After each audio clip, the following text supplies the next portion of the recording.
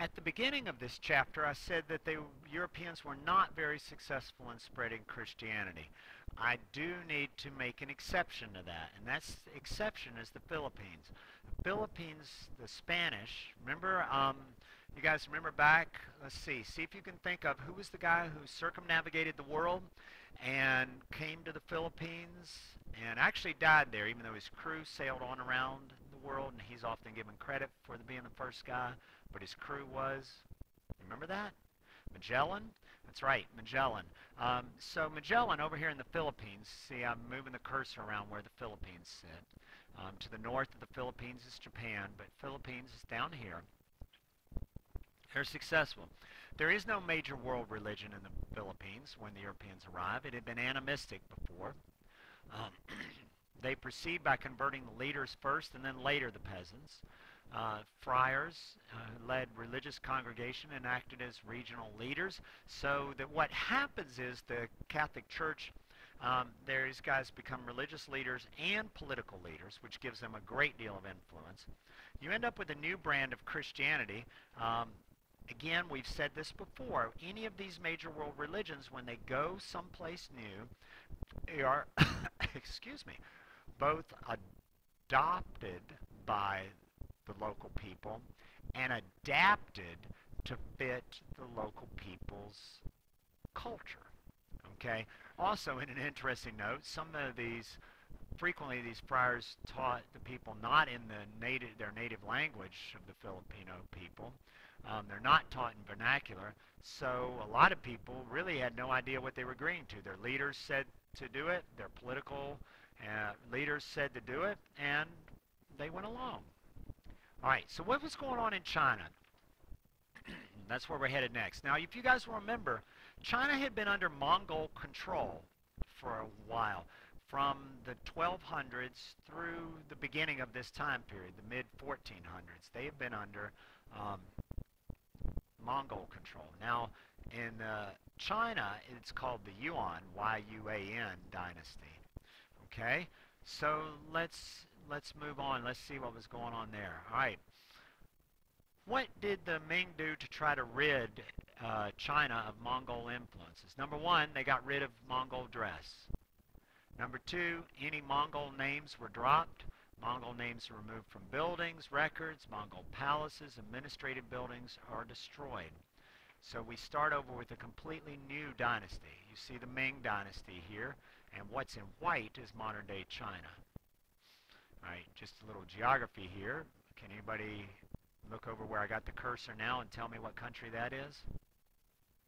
That's right, that's South Korea. Just above it, obviously, would be North Korea. Down here, this long one runs down here. You can't see all of it, but that's Vietnam. So we'll talk more about Vietnam later on. Now, one of the things the Ming try to do is they try to bring back traditional Chinese ideas. And there's nothing more traditional in China than Confucianism. So the Ming, remember they're getting rid of the Mongols. The Ming are getting rid of the Yuan dynasty and the Mongols. They are returning China to its traditions. And one of the traditions is Confucianism. And remember, Confucianism believed very much that you advance based on your intelligence and your hard work.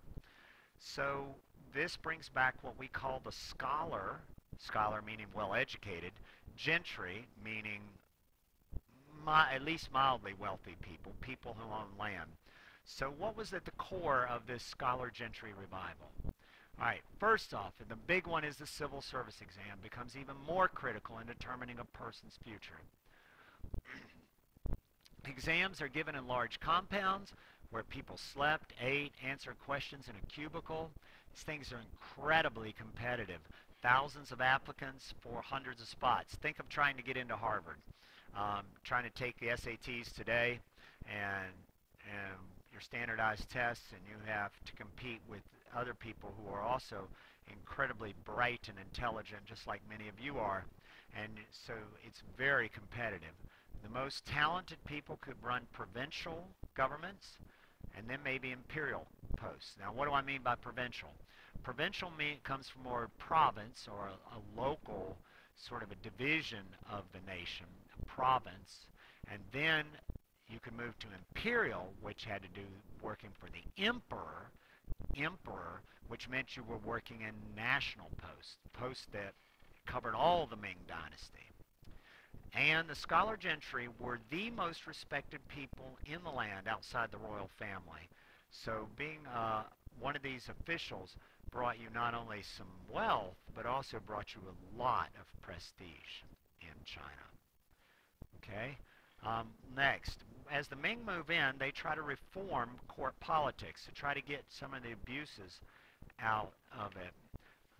So let's look at that slide next.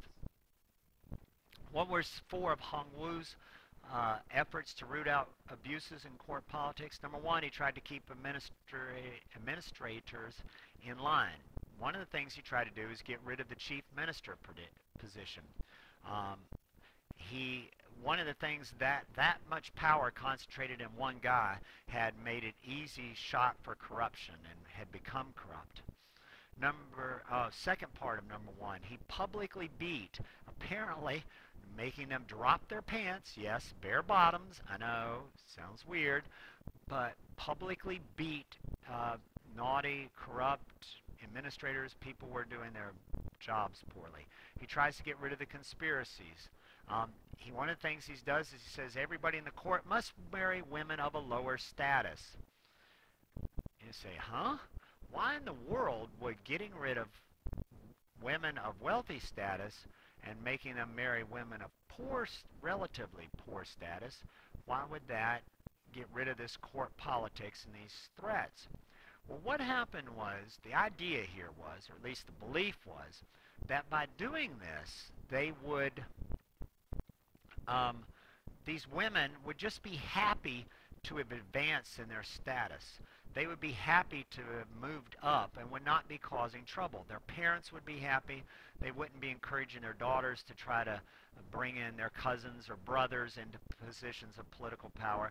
They'd say, you know, oh, you're just lucky to be there. And the Ming also built something we call the Forbidden City.